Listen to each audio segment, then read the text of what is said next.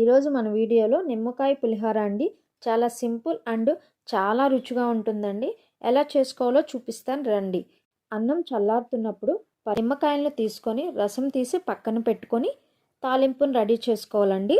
Stove వెలిగించి ఒక కడాయి పెట్టి 2 టేబుల్ స్పూన్ ఆయిల్ వేసుకొని ఆయిల్ హీట్ అయ్యాక ఆవాలు, జీలకర్ర, పచ్చిశనగపప్పు, మినప్పప్పు వేసి వేగనివ్వాలండి.